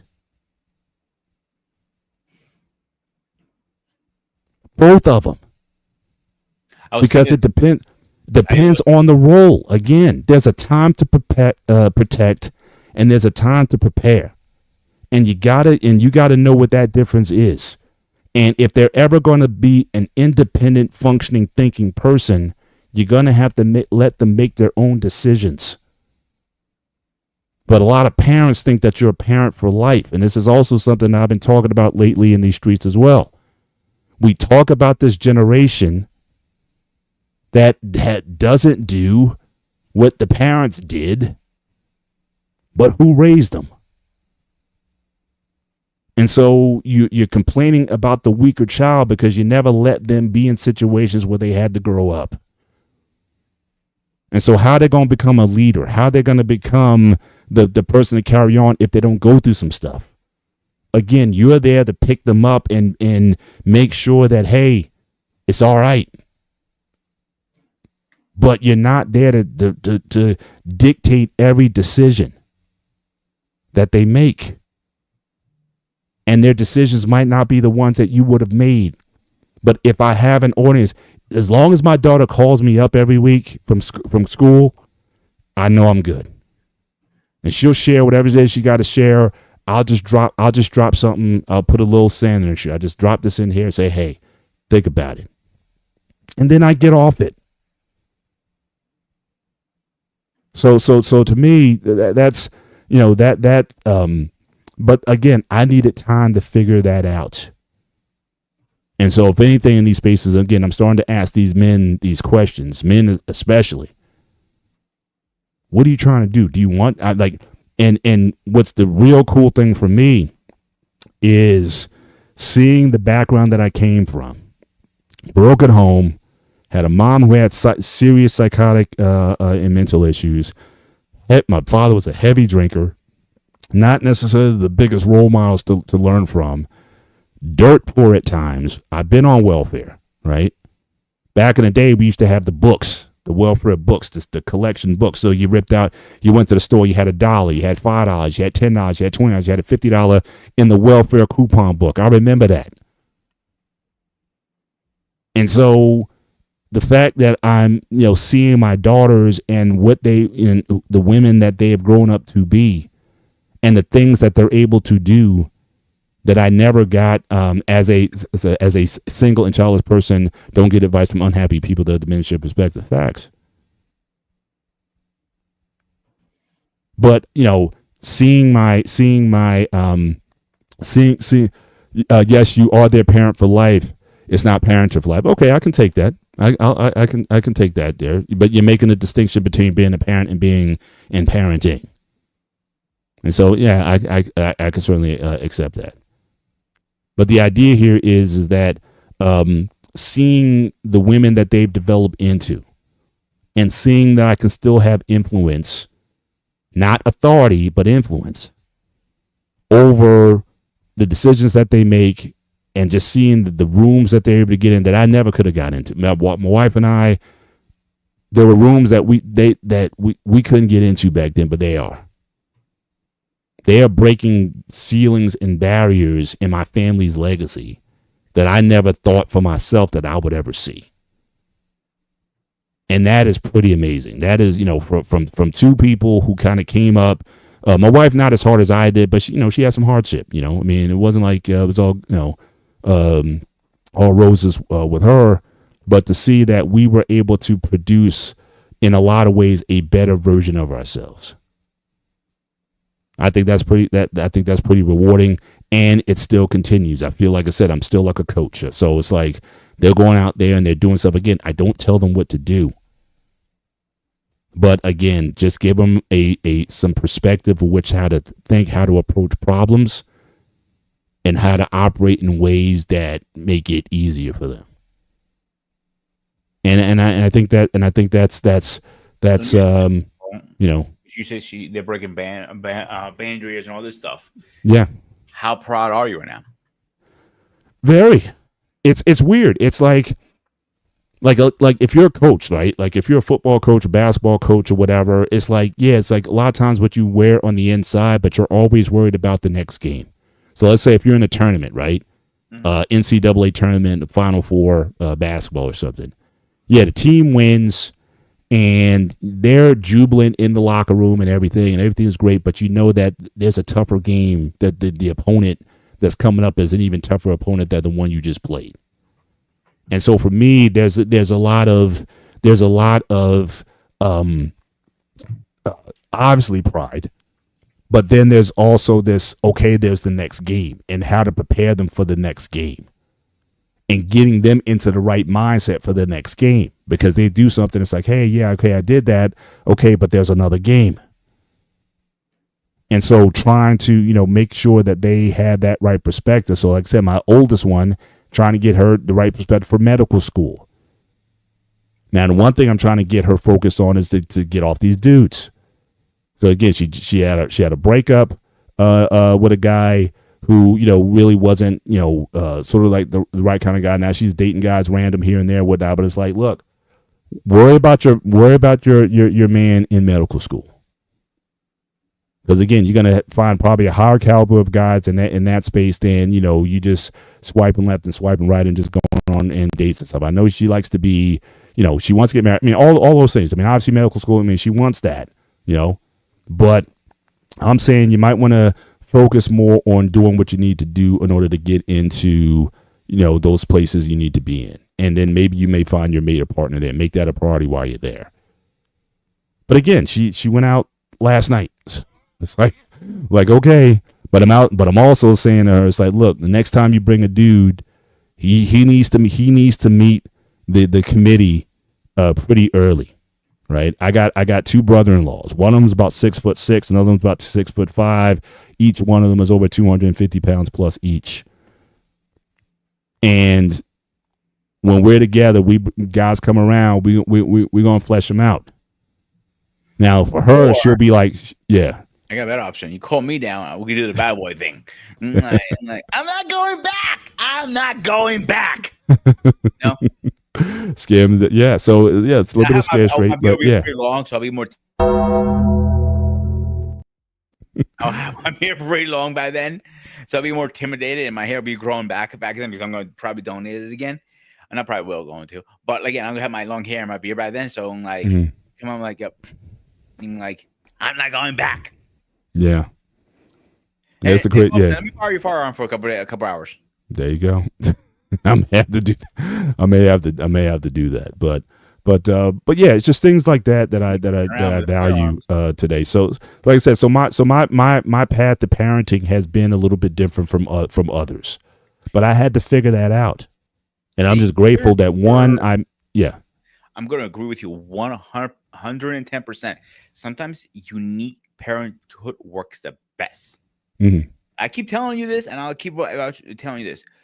Is between you and CQ have the best marriages.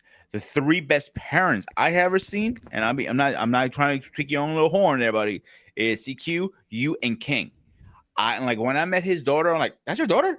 I'm like, she's not smarter than you, dumbass. And he goes, and he goes to me, I don't know if she'll be offended or I'm happy about that. But my point was trying to get to you guys did the right thing. You raised your kid correctly, but you didn't follow the traditional parenthood. Oh, you're in trouble? Go to your room, scream at them, take the belt, get a switch. No, never. I never whip my kids. I don't believe in corporal punishment. I just don't. Now again, in my community, that's like a big. Oh, you're not into. Nah, I mean, I got beat with the belts and all that kind of stuff, but nah, I don't. I never. I never roll with that. I think that providing a structure and an environment. Environment where there's expectations, I think that generally that works better. Again, I know not every person believes that, but that was my person. So yeah, so no belts, and I'm gonna whip them kids. So, no, we didn't come from that. Prisons are full of people who got whipped. So don't tell me it's like people say, oh, well, if they got beaten, they wouldn't be in prison. It's like no, they're full of folks who got beat. Yeah, it's a lot of people who got beat are in prison. That's not 100% guaranteed. I got my ass whipped and I came out decent, I guess. Yeah, but I'm just saying, for the person who's in prison, they're not there because they did not get a beating. And that's oftentimes the trope that people say. It's like, oh, well, if they weren't. Sometimes the problem is they probably got beat too much, and they just got a point. They just got tired of and just rebelled after that.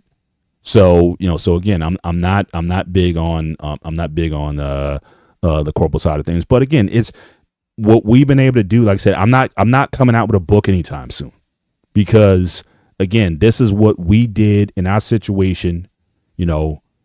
Thank God I married, I think, the right woman.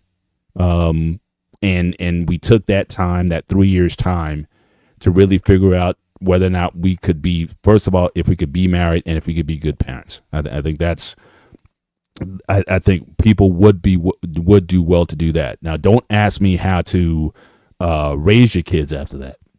because them kids come out the way they come out. God made every one of them in their own ways. I know a lot of preachers' kids who as wild as they want to get. And then I know kids who came out of the worst of environments and turned out to be very productive citizens. So, so again, I'm not gonna, write the book on parenting, but I certainly think the conversation over whether or not you need to be a parent. Do you want to be a parent? Why do you want to be a parent? I think those are things that I think young men need to start having.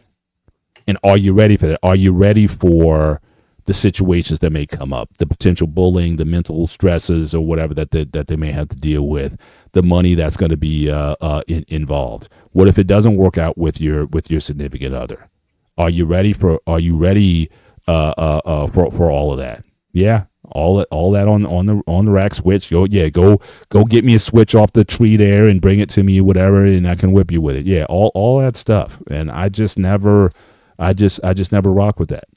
But you know, Do you feel that way? You didn't rock with it because you had girls mostly, and if you had a boy, maybe it'll be a little different, or do you feel like it's how you were mentally built? I guess in part, I think it's multifaceted. I could say yes to all of those, right? I mean, obviously, I got more than my share of undeserved, and I can honestly say that undeserved whoopings and beatings Mm-hmm. because my mom thought that I was not her son and I was a clone, or that I had a devil spirit in me, or whatever that she had to beat out of me, or something like that. So, With her so mental I game. got so I got more than my share than I thought anybody would want. And so there's a part of you that says, well, look, I don't want that kind of treatment or whatever in my situation. The other part is I saw parents raising their kids without that. So it's like, oh well, so you don't beat your kids. It's like no. So there's part of it was that. Part of it was having girls. I didn't certainly want my girls to look at me as abusive to that extent. But my wife, she's not now. She would, whack them on the butt or whatever. She'll do, and I never saw her do it. But when I wasn't, around, she would say, "Oh, well, yeah, and it's probably the youngest one because she had probably the mouth on her, like out of the three, she had the mouth. So yeah, she probably had said, yeah, I had to pop her, for saying something or whatever, and but again, neither one of us was like, yeah, heavy handed and get my belt and chasing all over the house. And no, I mean, that just, that to me, that was just a sign of the dysfunction that we came from. And we just didn't want that. Now, again, that doesn't vibe with everybody, but again, it worked fortunately for us. And I don't have to go back and says, oh man, I wish I would have beat my kids more. Like, no, I mean, that's not something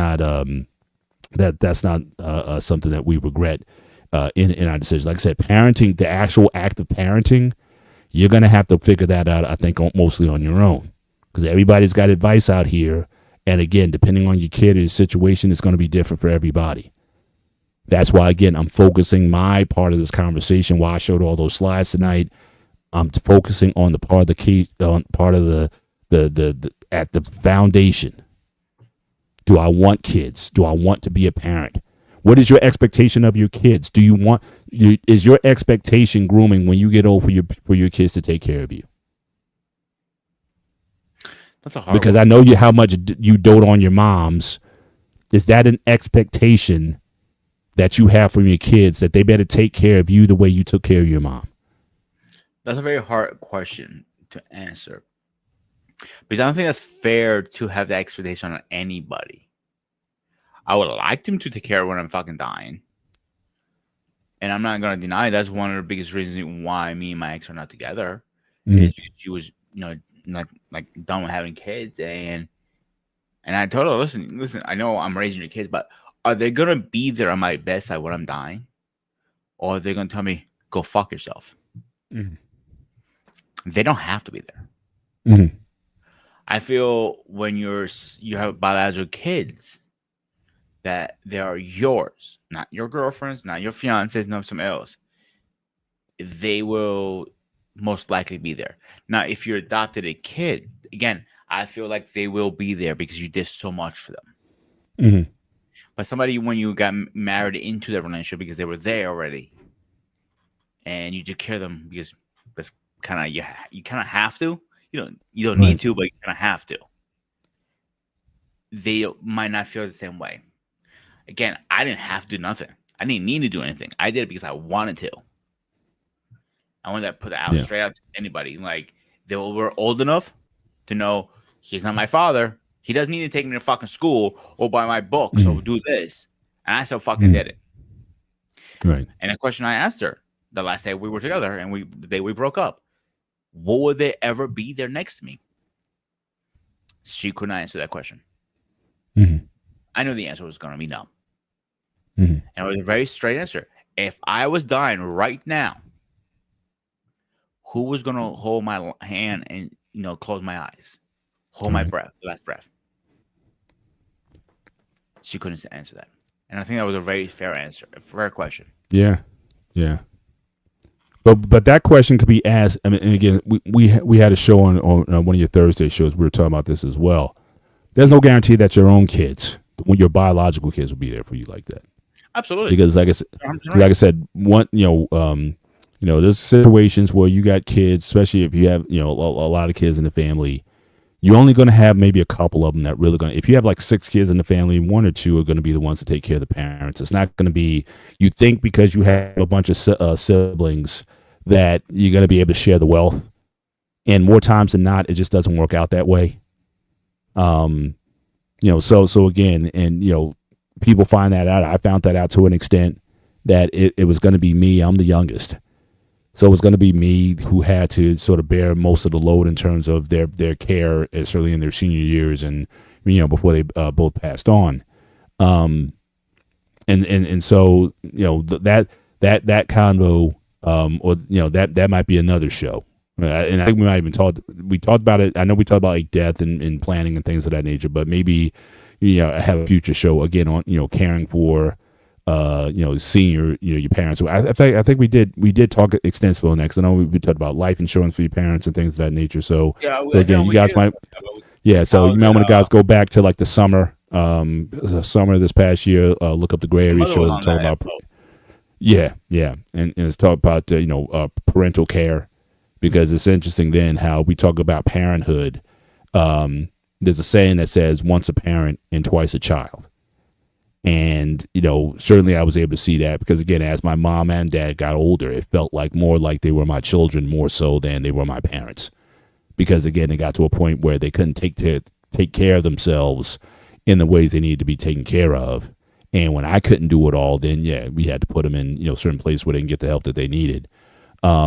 But, you start to see that cycle of it. So this whole idea of parenting is almost cyclical to an extent. That you become the parent essentially to your parents, and at least in terms of their care for them. So this, certainly we're certainly coming to the end of the show, and hopefully this was a useful conversation. I appreciate Braxton. Certainly has some things to say. I know he's all about that whip and that belt life. So he's old school when it comes to that, and I don't hate you for it.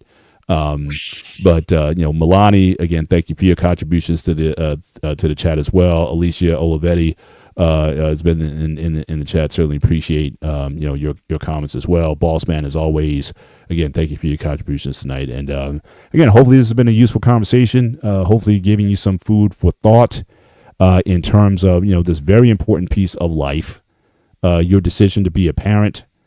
Whether you decide to do that within the confines of marriage or single parenthood or adoption or however you decide to do it, these are definitely some questions. It's definitely some old schoolers. These are definitely some questions. I think especially men. I think you really need to ask yourselves if you decide to get with somebody who has children already. I think you have to ask yourself the question. Yes, she may look fine as all get out, but she got them kids.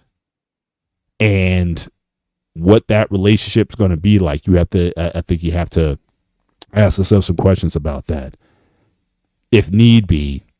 Now you could say, okay, well, he already has a father. He doesn't need to be a father. Not necessarily. Again, it depends on the situation that you're willing to go into. But these are conversations I think that really need to be had. And like I said, I'll reiterate my primary position, okay, my gospel, so to speak.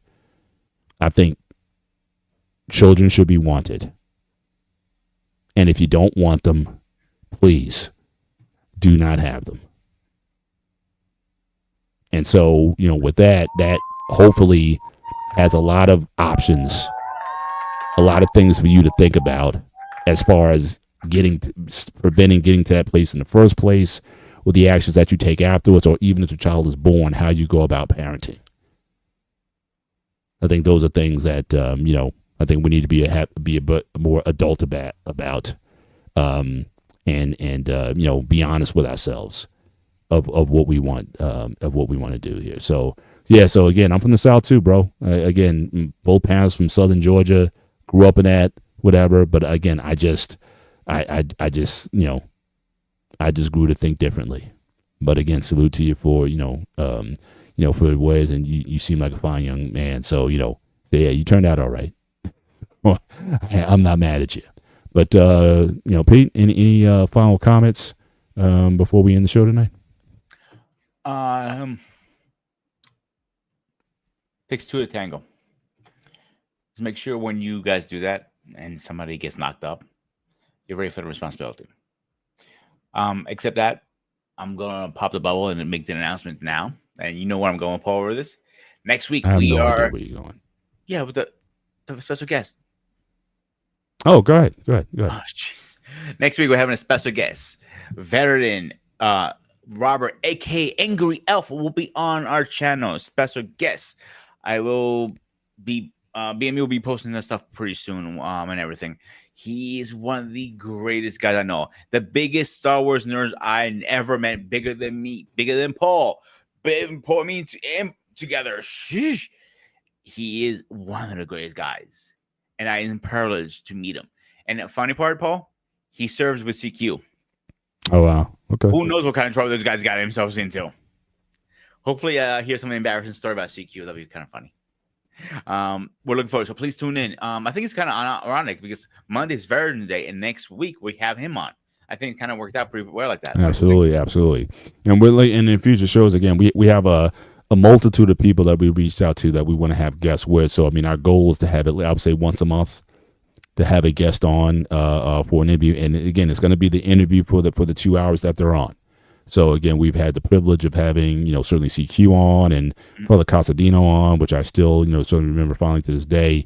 And we're just looking forward to having more guests on the show. So again, this is an open place. Again, we want to, certainly, again, have a respectful conversation. Again, if you come up into the space, we will always respect you. We're not here to embarrass.